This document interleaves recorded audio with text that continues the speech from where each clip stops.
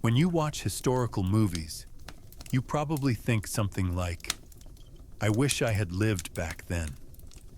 I'd be a brave knight swinging my sword, or I'd live in a castle draped in silk. I have bad news for you. If a time machine were invented and you were transported to the Middle Ages, let's say to 14th century Europe, you wouldn't experience a heroic adventure. You would most likely end up crying and calling for your mother within the first 24 hours. Because the Middle Ages weren't the cool parts of Game of Thrones you see in movies. They were more like a nightmare where a toothache could kill you, water could make you sick, and justice meant having a red-hot iron pressed into your hand. Today, I'm here to shatter those romantic dreams you have about knights. Do you know what would hit you first, the moment you stepped out of a time machine? The smell. And not just any smell. An intense, layered scent of survival struggle so potent that your modern nose wouldn't even be able to process it. First of all, there were no sewage systems. Not in the way we understand them. People usually emptied their chamber pots into the street or into cesspits behind their homes. If you were lucky, rain would wash the filth into the river. If you were unlucky, it would pile up in your street, bake in the sun, and invite armies of flies. Thinking, okay, I'll just wash up, think again. Medieval people weren't completely filthy. They did wash their hands and faces, but full-body baths were cumbersome and expensive. You'd have to fetch water from the river and heat it over a wood fire, and there was no guarantee that water was clean. Rivers doubled as laundries, dishwashing stations, and toilets. Now let's go inside the houses. Floors were usually compacted earth, covered with reed mats or straw. These coverings didn't just provide a soft surface. They hid dog droppings, food scraps, the sticky residue from spilled beer, and countless insects.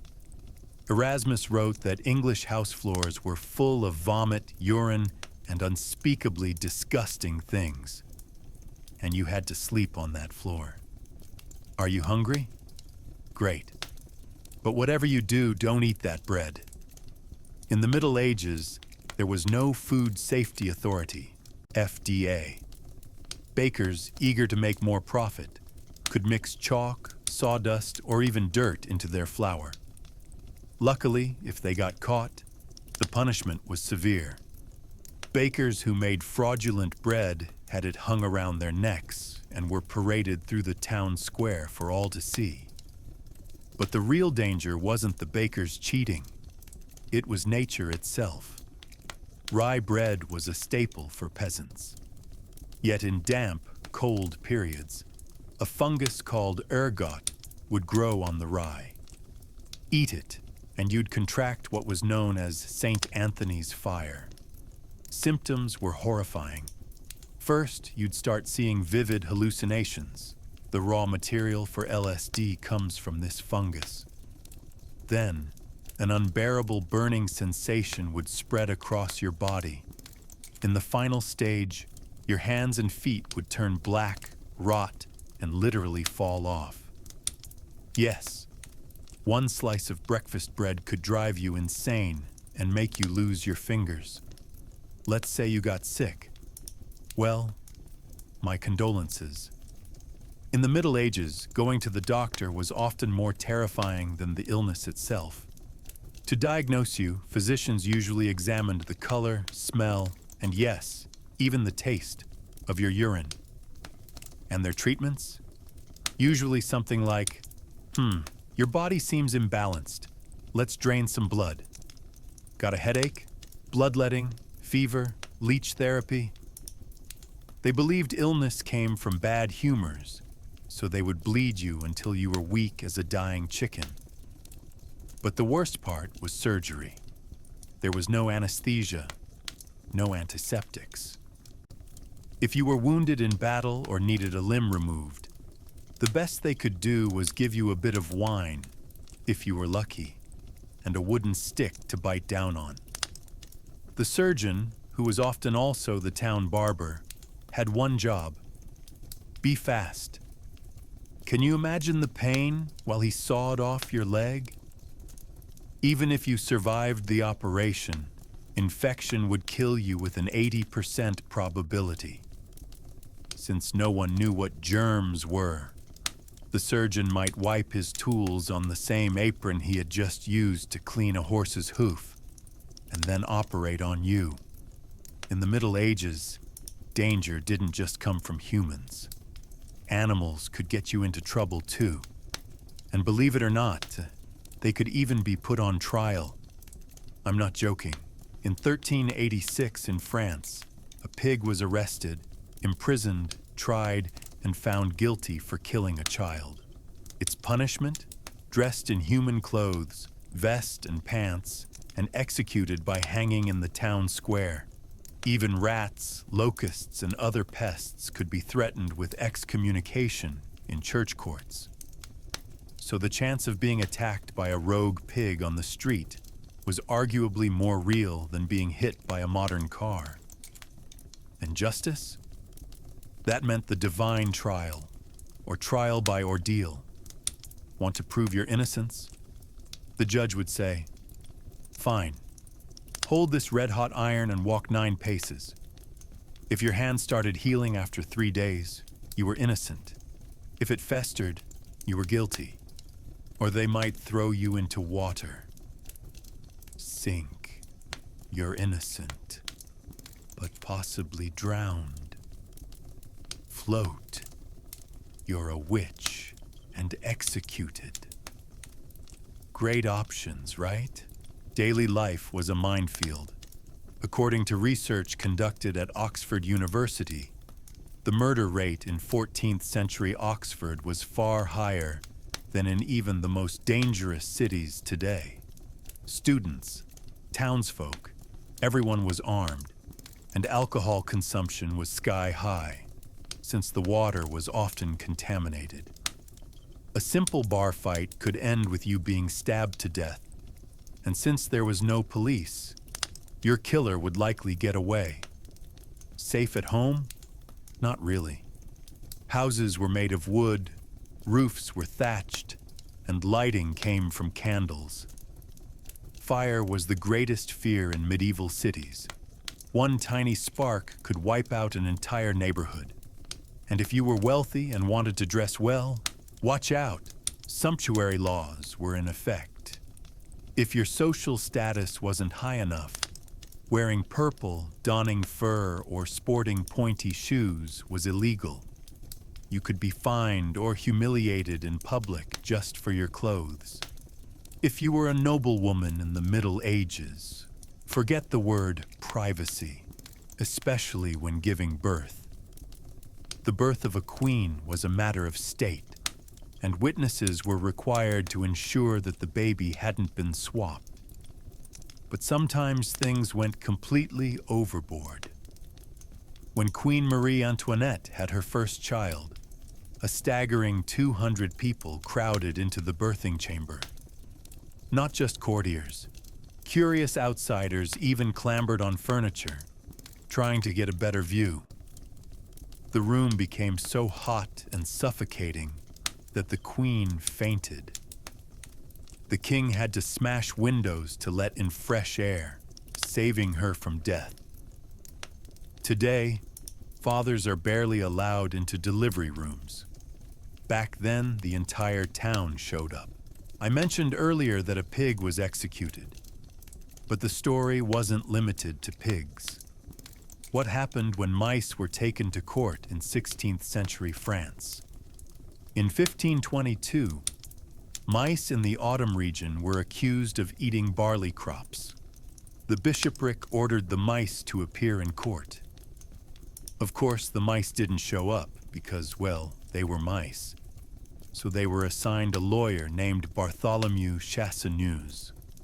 And this lawyer delivered one of history's finest defenses. He stood before the court and said, "My clients, the mice, want to attend the trial. However, the roads are teeming with their mortal enemies, the cats. If a defendant faces mortal danger, they have the right not to appear in court." The judge agreed. The court even ordered that all the cats in the area be restrained so the mice could travel safely. Of course, nobody could manage to tie up the cats, so the case was dismissed. In medieval law, a mouse could be better defended than a modern human.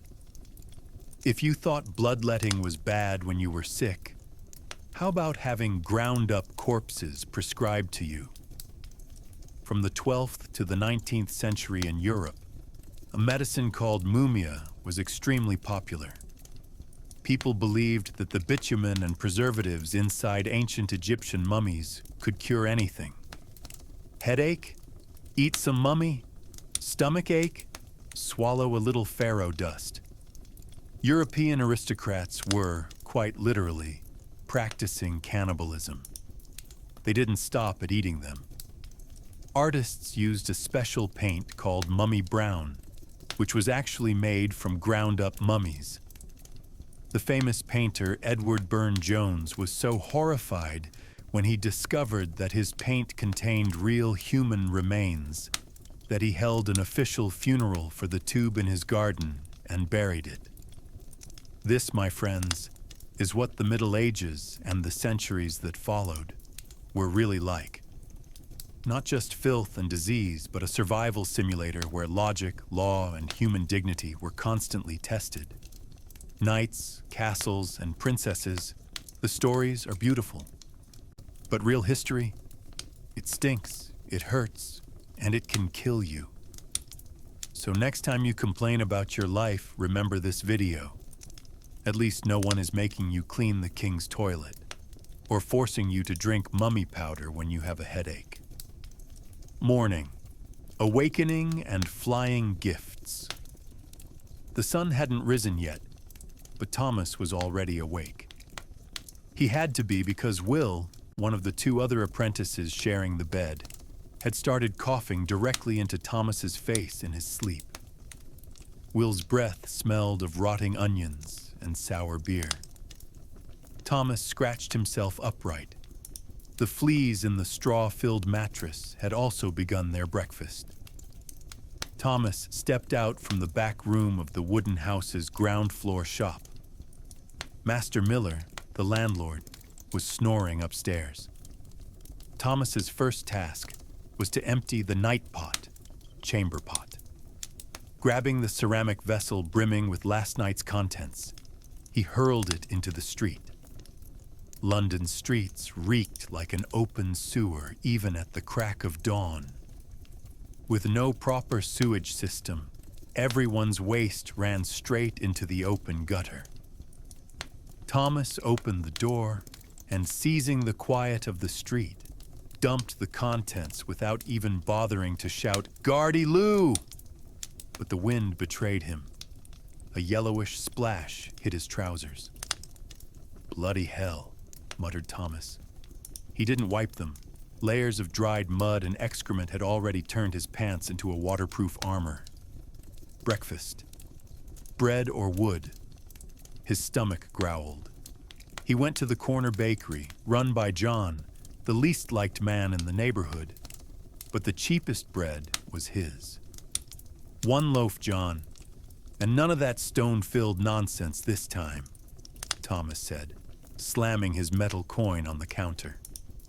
John grinned and handed him a dark, brick-hard loaf. "Wheat is expensive this year, Thomas. Count yourself lucky." Thomas bit into the bread and immediately tasted the familiar crunch between his teeth. Sawdust. John had once again mixed sawdust and probably some chalk into the flour to make it stretch. In the Middle Ages, pure food was a luxury. Thomas pushed the grit aside with his tongue and swallowed. At least it would fill his stomach a little. Noon. The sharp sword, or axe, of justice. By midday, Thomas went down to the city square to deliver his master's orders. The square was crowded. People jostled to see a raised platform. "Are they going to hang him?" he asked a toothless woman beside him. "Yes," she replied eagerly. "He deserved it. Ate a baby in the cradle." Thomas stood on his toes to get a better view of the criminal on the platform. As expected, it wasn't a human bandit chained up. The culprit dragged forward by the executioner was a massive black pig. The pig's front legs were dressed as if it were a man with a jacket and its hind legs stuffed into pants. The court had tried the pig for deliberate homicide and sentenced it to death. Thomas wasn't surprised.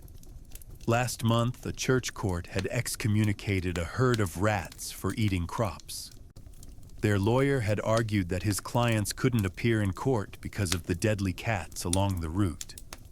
But this pig was not so lucky. The executioner placed a sack over the pig's head and brought down the axe. The crowd cheered. Thomas watched the bloody spectacle and sighed.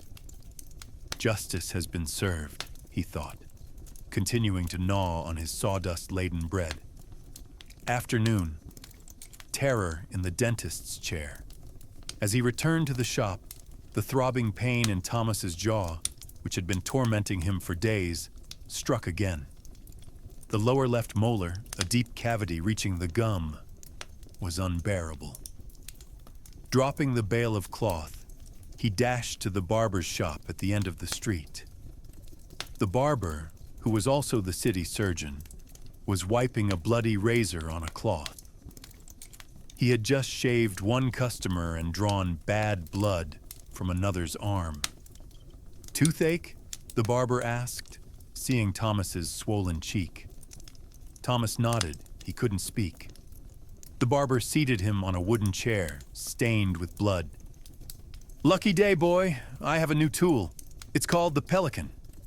The barber held a horrifying, hook-shaped metal device. No anesthesia, no painkillers. Only the barber's advice. "Breathe deep and pray to God."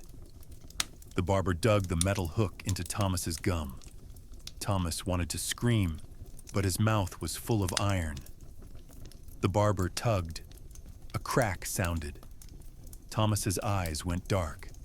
Pain exploded like lightning in his brain. 1 second later, the barber grinned victoriously, holding a bloody yellowed tooth with a dangling nerve. "Rinse your mouth here," he said, handing Thomas a bowl of vinegar. Thomas drank it to mask the taste of blood, paid his fee, and stumbled out into the street. Whether he would get an infection was entirely a matter of luck. Evening. Darkness and the nightmen. As the sun set, London became dark and foreboding, like a graveyard. There were no street lamps. Only faint candlelight escaped the windows of wealthy houses. The curfew bell tolled, signaling, "Extinguish the fires and stay indoors," because one spark could engulf the entire wooden city. Thomas tried to make his way back to the shop, but the stench he smelled now was sharper, stinging his nose more than before. Around the corner came a group of men with TC